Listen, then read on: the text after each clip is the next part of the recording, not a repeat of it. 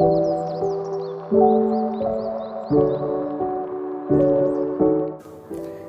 semua, perkenalkan nama saya Velia Amanda dengan NIM 705220249 dari kelas E. Pada kesempatan kali ini saya akan berbagi materi dan juga berbagi pengalaman mengenai PERMA.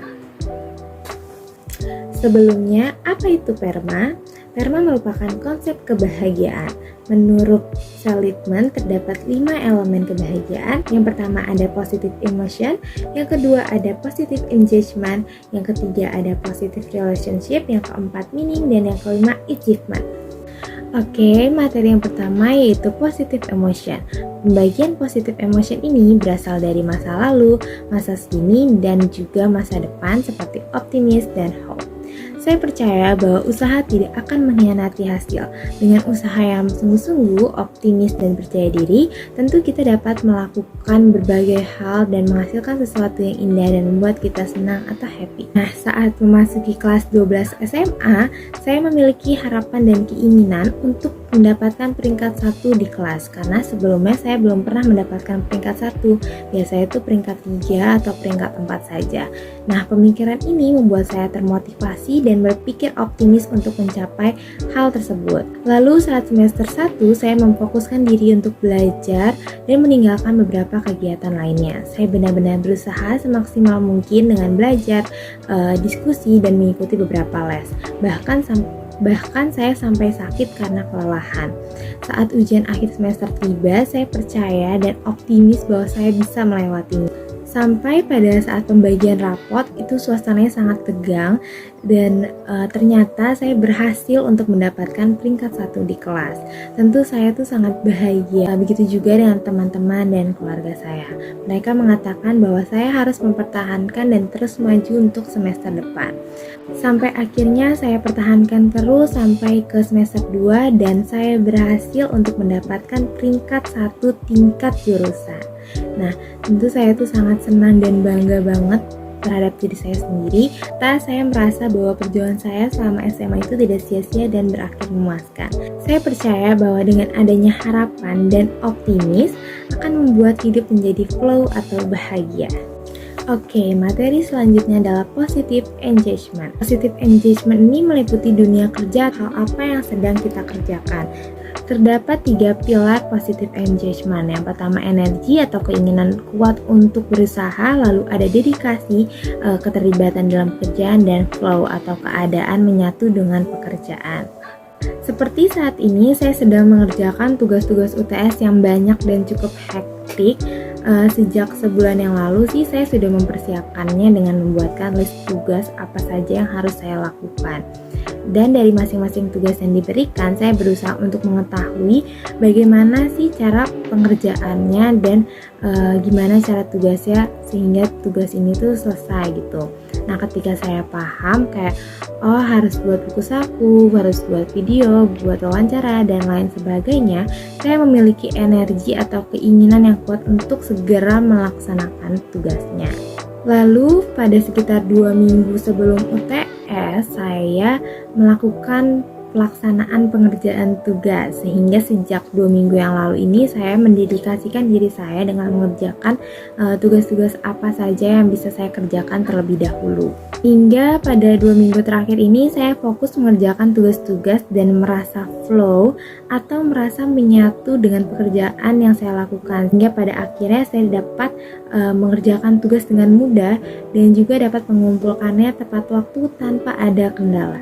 Dan untuk materi yang ketiga yaitu positive relationship. Positive relationship ini mencakup hubungan dan interaksi yang baik dengan orang lain. Nah, interaksi yang menyenangkan akan meningkatkan emosi positif seperti senang, nyaman, bahkan ketagihan pengen ketemu terus. Nah, sedangkan interaksi yang tidak menyenangkan akan menimbulkan emosi negatif seperti menjauh atau memilih untuk tidak bertemu. Saya memiliki kepribadian centrovert atau ambivert, di mana kepribadian ini bisa mengarah ke arah extrovert ataupun mengarah ke introvert, tergantung dengan situasi yang sedang dihadapi.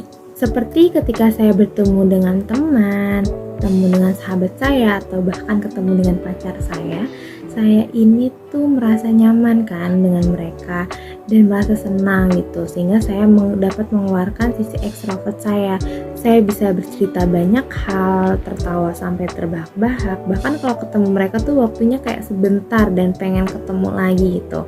Sedangkan ketika dalam situasi yang tidak saya sukai dan tidak nyaman seperti dalam mengikuti organisasi, saya merasa ada kakak yang galak atau tidak ada teman dekat saya di organisasi tersebut, maka saya lebih cenderung introvert dengan menyendiri, lebih banyak diam, dan saya tuh merasa capek atau lelah ketika melakukan kegiatan tersebut. Maka dengan ini tentu saya menyadari bahwa membangun relationship dengan banyak orang itu sangat diperlukan untuk kehidupan sehari-hari.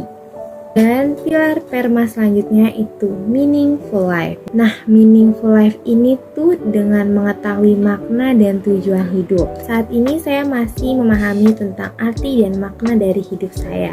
Tentu saya sudah memahami beberapa hal seperti memahami kelebihan dan memahami kekurangan yang ada pada diri saya. Begitu juga dengan potensi apa yang dapat saya kembangkan.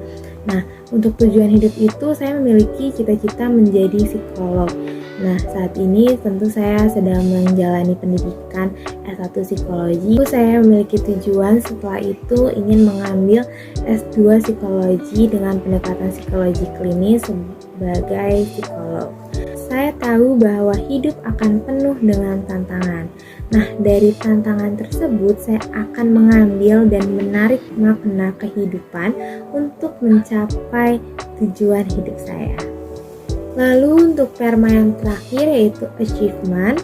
Ini tuh sebagai pencapaian yang lebih baik dari kehidupan sebelumnya. Untuk menghargai pencapaian ini tuh biasa saya melakukan self reward untuk menghargai diri saya. Seperti pada saat setelah saya mendapat peringkat 1 itu tuh saya memberikan self reward dengan pergi jalan-jalan atau healing keluar kota. Waktu itu saya pergi ke Semarang. Nah, selama di Semarang itu saya melakukan berbagai hal yang membuat diri saya senang, seperti pergi ke tempat wisatanya, terus juga ke pantai, lalu saya juga berkuliner di sana gitu. Itu sebagai bentuk penghargaan atas pencapaian yang telah saya dapatkan. Sekiranya itu saja yang dapat saya sampaikan mengenai PERMA. Terima kasih atas kesediaannya untuk mendengarkan penyampaian materi dan juga pengalaman hidup saya. Sekian, kurang lebihnya mohon maaf dan terima kasih. Sampai jumpa.